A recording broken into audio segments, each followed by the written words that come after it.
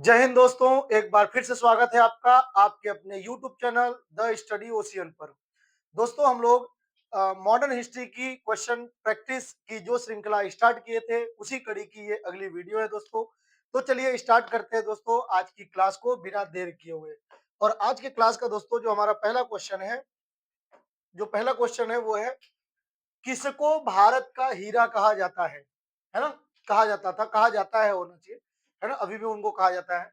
क्या नेताजी सुभाष चंद्र बोस हैं? क्या जवाहरलाल नेहरू हैं? गोपाल कृष्ण गोखले हैं? या दादा भाई नौरोजी हैं? तो इसका सही आंसर क्या होगा दोस्तों? गोपाल कृष्ण गोखले।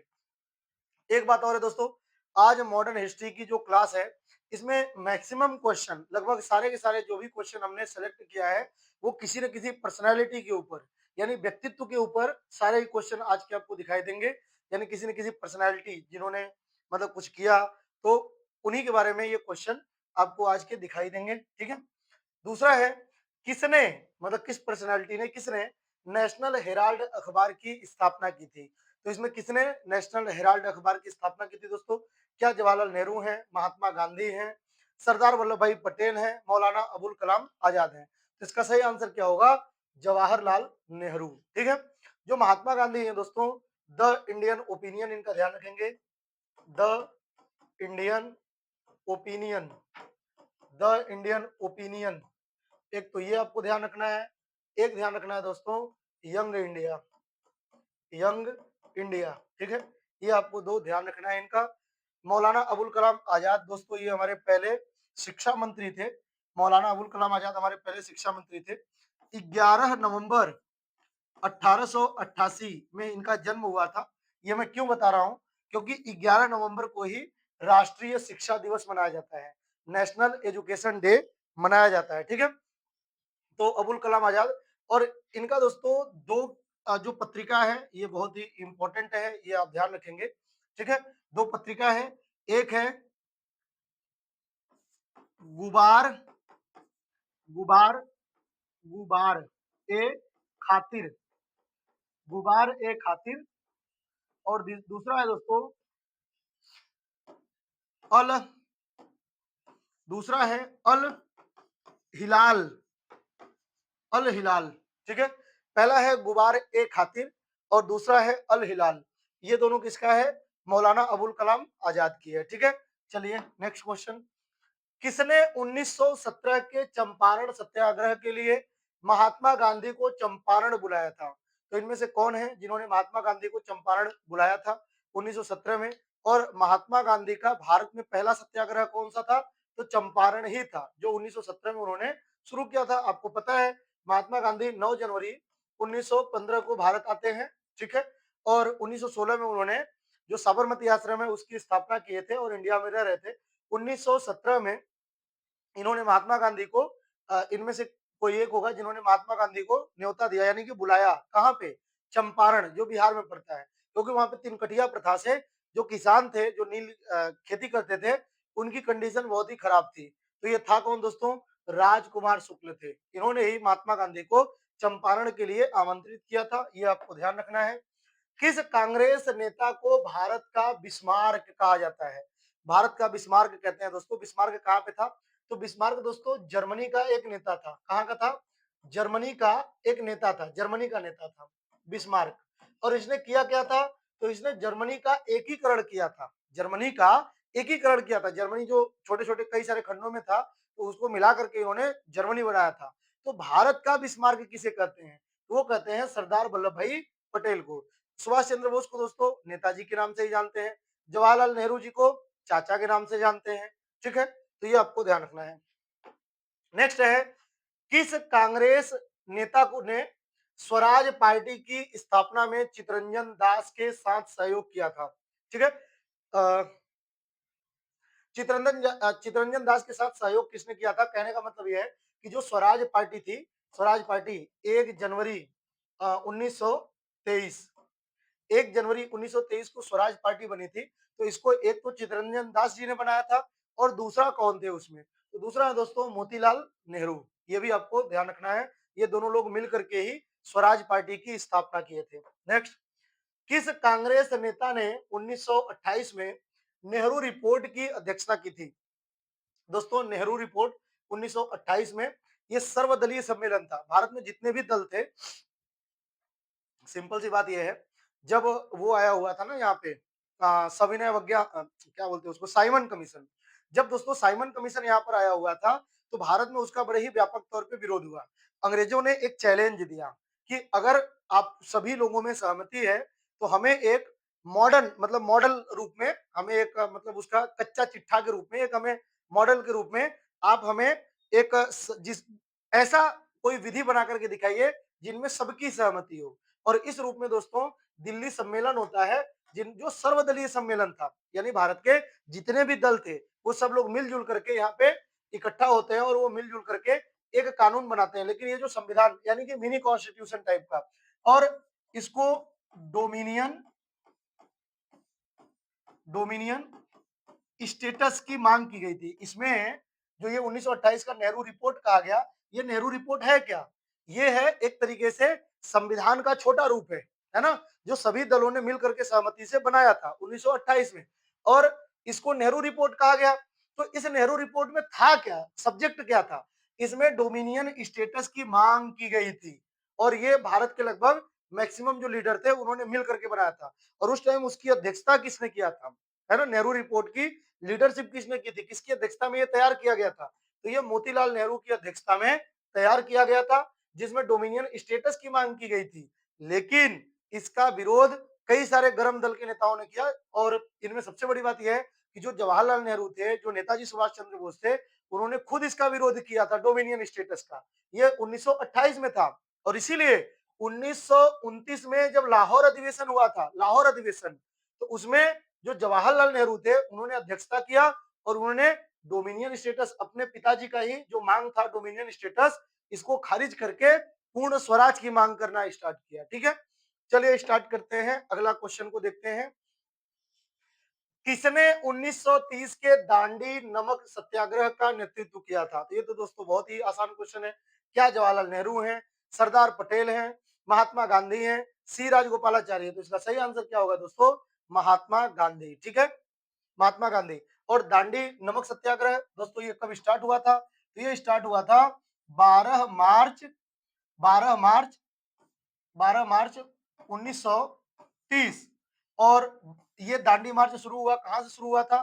तो ये शुरू हुआ था दोस्तों साबरमती आश्रम से, साबरमती आश्रम से शुरू हुआ था, और ये दांडी तक गया हुआ था, दांडी तक गया हुआ था यह यात्रा।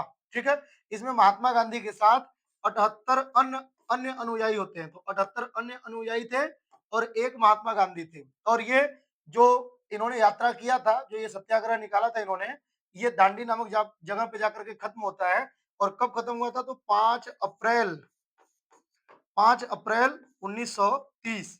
ठीक है, तो नमक सत्याग्रह का नेतृत्व, ये नमक सत्याग्रह था, तो इसका स्टार्ट किसने किया था? महात्मा गांधी ने। ठीक है, नेक्स्ट है, स्वतंत्रता आंदोलन की ग्रैंड ओल्ड लेडी किसे कहा जाता है? ग्रैंड ओल्ड लेडी दोस्तों, क्या विजय लक्ष्मी पंडित है, सरोजिनी नायडू हैं, कमला नेहरू हैं, अरुणा आसफ अली हैं? तो इसका सही आंसर क्या होगा दोस्तों? अरुणा आसफ अली को ग्रैंड ओल्ड लेडी कहा जाता है। और इन्होंने 1942 में जो भारत छोड़ो आंदोलन है उसमें इन्होंने पार्टिसिपेट किया था बड़े पैमाने पे। भारत छोड़ो आंदोलन, है ना, क्विट इंडिया मूवमेंट जो था आंदोलन, इसमें इन्होंने बढ़ चढ़ करके भाग लिया था, और बहुत इंपॉर्टेंट रोल था इनका, अरुणा आसफ अली का, 1942 के भारत छोड़ो आंदोलन में। तो इसलिए इनको क्या कहते हैं? ग्रैंड ओल्ड लेडी कहते हैं। क्लियर है?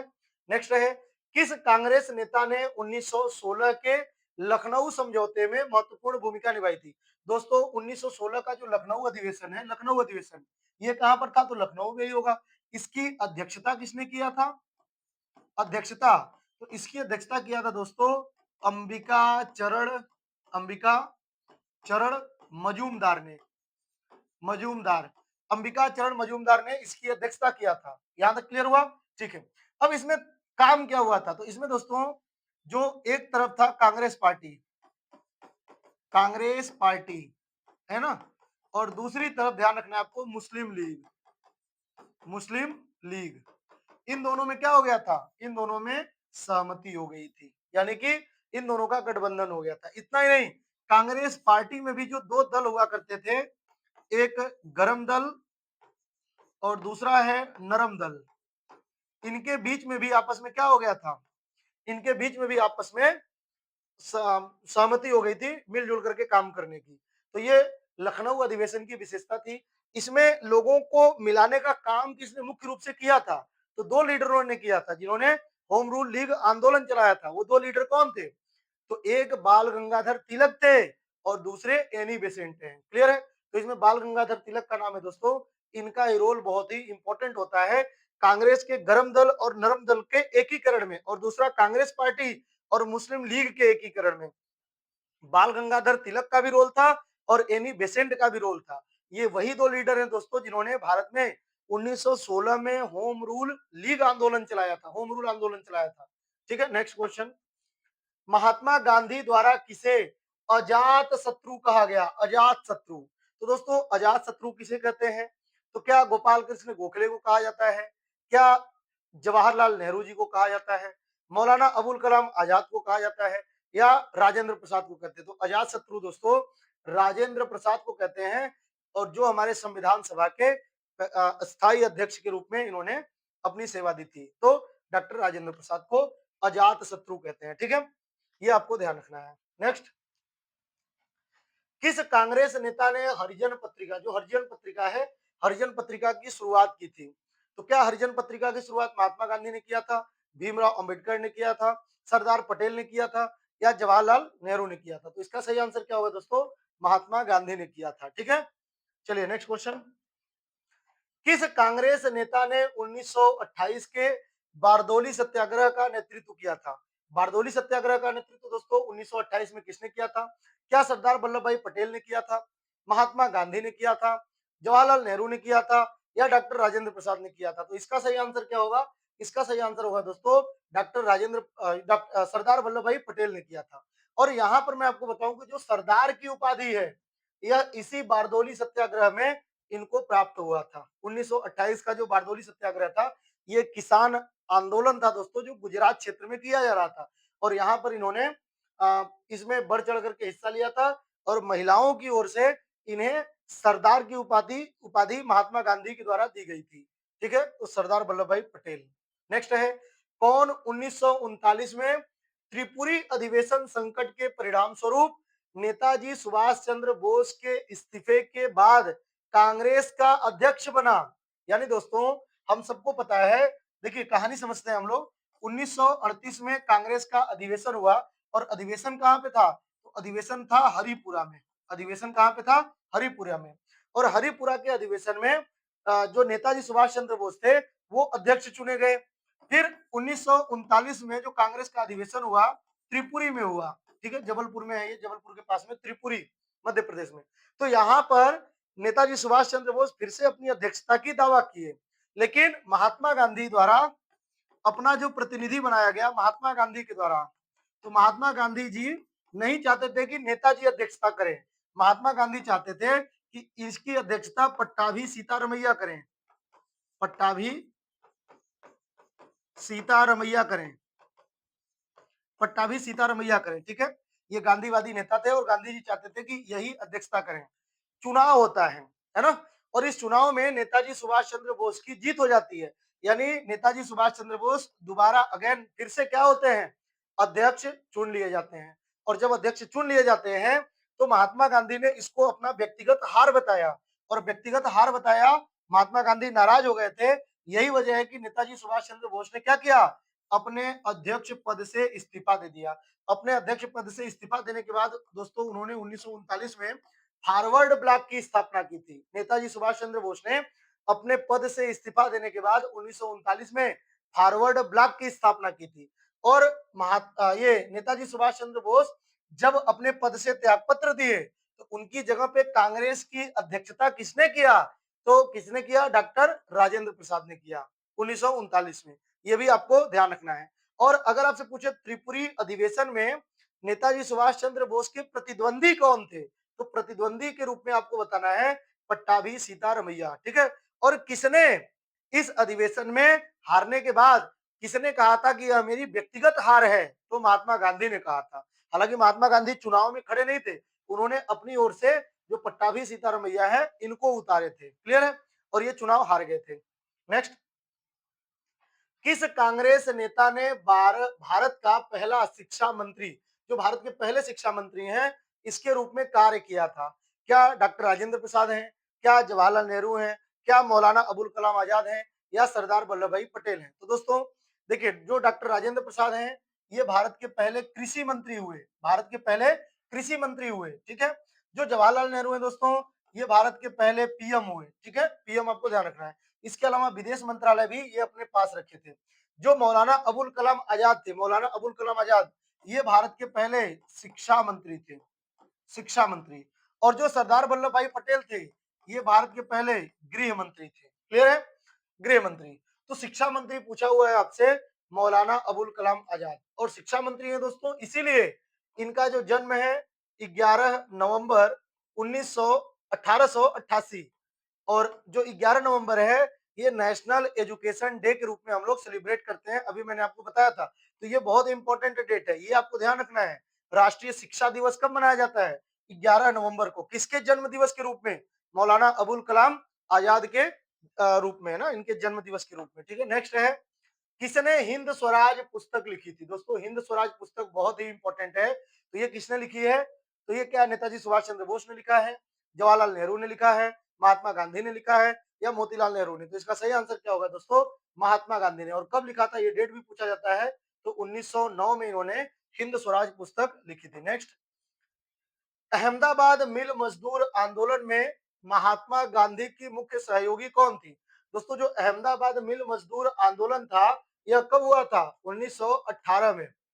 1918 में आपको ध्यान रखना है। और यहाँ पे महात्मा गांधी की जो मुख्य सहयोगी थे वो कौन थे? तो अनुसुईया बेन साराभाई। अनुसुईया बेन साराभाई महात्मा गांधी की मुख्य सहयोगी थी, ये आपको ध्यान रखना है। ठीक है? नेक्स्ट है, किसने डिस्कवरी ऑफ इंडिया पुस्तक लिखी है? डिस्कवरी ऑफ इंडिया पुस्तक किसकी है? क्या जवाहरलाल नेहरू जी की है, महात्मा गांधी की है, नेताजी सुभाष चंद्र बोस की है, या मौलाना आजाद की है? तो आपको बताना इसका सही आंसर क्या होगा? जवाहरलाल नेहरू की है। ठीक है? इनकी डिस्कवरी ऑफ इंडिया पुस्तक है, ये आपको ध्यान रखना है। किस कांग्रेस नेता ने 1946 में अंतरिम सरकार में, अंतरिम सरकार की बात हो रही है, गृह मंत्री के रूप में कार्य किया था? क्या डॉक्टर राजेंद्र प्रसाद हैं, क्या जवाहरलाल नेहरू हैं, क्या मौलाना आजाद हैं, या सरदार सरदार वल्लभ भाई पटेल हैं? तो इसका सही आंसर क्या होगा दोस्तों? सरदार वल्लभ भाई पटेल। इन्होंने ही गृह मंत्री के रूप में कार्य किया था। ठीक है? नेक्स्ट क्वेश्चन है, किस कांग्रेस नेता ने servant of India society, servant of India society की स्थापना की थी? क्या मोतीलाल नेहरू हैं, क्या फिरोज शाह मेहता हैं, क्या दादा भाई नौरोजी हैं, क्या गोपाल कृष्ण गोखले हैं? तो इसका सही आंसर क्या होगा दोस्तों? इसका सही आंसर होगा गोपाल कृष्ण गोखले। ये आपको ध्यान रखना है। नेक्स्ट क्वेश्चन, नेक्स्ट है, किस कांग्रेस नेता ने 1917 में होम रूल लीग में सक्रिय भूमिका निभाई थी? होम रूल लीग में सक्रिय भूमिका किसने निभाई थी? तो क्या कमला नेहरू, सरोजिनी नायडू, एनी बेसेंट, या विजय लक्ष्मी पंडित? तो दोस्तों तो क्या दिया हुआ है? होम रूल, है ना? 1916, ये 17 में दिया हुआ है, 16 में ये स्टार्ट हुआ था, ये आपको ध्यान रखना है। और किसने स्टार्ट किया था? एनी बेसेंट ने। और इनके साथ एक और नेता का नाम आप ध्यान रखेंगे, बाल गंगाधर तिलक। बाल गंगाधर तिलक, ये दो लोग मिल करके ही होम रूल आंदोलन को चलाए थे। ये दोनों सक्रिय क्षेत्र थे। अच्छा, इनका क्षेत्र भी पूछा जाता है ना, पूरे इंडिया में इनका क्षेत्र बटा हुआ था। तो अगर आपसे महाराष्ट्र का क्षेत्र पूछे, महाराष्ट्र का क्षेत्र पूछे तो बाल गंगाधर तिलक, और महाराष्ट्र के अलावा बाकी का क्षेत्र पूछे तो एनी बेसेंट, है ना? इन्होंने उस क्षेत्र में होम रूल आंदोलन को चलाया था। नेक्स्ट है, किस नेता ने 1931 के द्वितीय गोलमेज सम्मेलन, दोस्तों द्वितीय गोलमेज सम्मेलन में महत्वपूर्ण भूमिका निभाई थी? 1930 में हमारा पहला था, 1931 में दूसरा था, 1932 में तीसरा था। तो कांग्रेस पार्टी ने 30 में शामिल नहीं हुई थी, 32 वाले में भी यानी तीसरे में भी शामिल नहीं हुई थी, दूसरे में शामिल हुई थी। दूसरे में शामिल होने का कारण क्या था? जो गांधी इरविन समझौता हुआ था। और इस गोलमेज सम्मेलन में कांग्रेस की ओर से पार्टिसिपेट किसने किया था? तो महात्मा गांधी ने ही इसको पार्टिसिपेट किया था, ये आपको ध्यान रखेंगे। और आपसे पूछे कि तीनों ही गोलमेज सम्मेलन में भाग लेने वाले नेता, तो आपको बताना है डॉक्टर भीमराव अंबेडकर, और एक और नाम ध्यान रखेंगे, तेज बहादुर सप्रू। क्लियर है? ठीक है। अच्छा, महात्मा गांधी के साथ गया कौन था इस गोलमेज सम्मेलन में? महात्मा गांधी के जो मुख्य सहयोगी थे ये कौन थे? तो दो लोगों का नाम आपको ध्यान रखना है। एक सरोजनी नायडू का नाम ध्यान रखेंगे दोस्तों, सरोजनी नायडू, और दूसरा आपको ध्यान रखना है मदन मोहन मालवीय, मदन मोहन मालवीय। ये दो नेताओं का नाम आप ध्यान रखेंगे। ये महात्मा गांधी के मुख्य सहयोगी थे द्वितीय गोलमेज सम्मेलन में। नेक्स्ट है, किस कांग्रेस नेता ने भारत में रियासतों के एकीकरण में महत्वपूर्ण भूमिका निभाई थी और इसीलिए इनको भारत का बिस्मार्क कहा गया? तो वो कौन है दोस्तों? सरदार वल्लभ भाई पटेल है। ठीक है, इसीलिए इनको लौह पुरुष भी कहते हैं, लौह पुरुष या भारत का बिस्मार्क किसे कहते हैं? सरदार वल्लभ भाई पटेल को। तो भारत में रियासतों के एकीकरण में इन्होंने बहुत ही महत्वपूर्ण भूमिका निभाई थी, ये आपको ध्यान रखना है। किस कांग्रेस नेता ने 1942 के भारत छोड़ो आंदोलन में करो या मरो का नारा दिया था? दोस्तों जो भारत छोड़ो आंदोलन है यह 8 अगस्त 1942 को प्रारंभ हुआ था, इसलिए इसको अगस्त क्रांति के नाम से भी जानते हैं। और इसी आंदोलन में महात्मा गांधी द्वारा करो या मरो का नारा दिया गया था, इसलिए इसका सही आंसर क्या होगा? महात्मा गांधी। ध्यान रखना है आपको। नेक्स्ट है दोस्तों, किस कांग्रेस नेता ने खिलाफत आंदोलन का नेतृत्व किया था? तो खिलाफत आंदोलन का नेतृत्व किसने किया था? क्या मोतीलाल नेहरू हैं, क्या जवाहरलाल नेहरू हैं, क्या नेताजी सुभाष चंद्र बोस हैं, या महात्मा गांधी है? तो इसका सही आंसर क्या होगा दोस्तों? महात्मा गांधी। ठीक है, और खिलाफत आंदोलन की जो शुरुआत हुई थी 1919 में।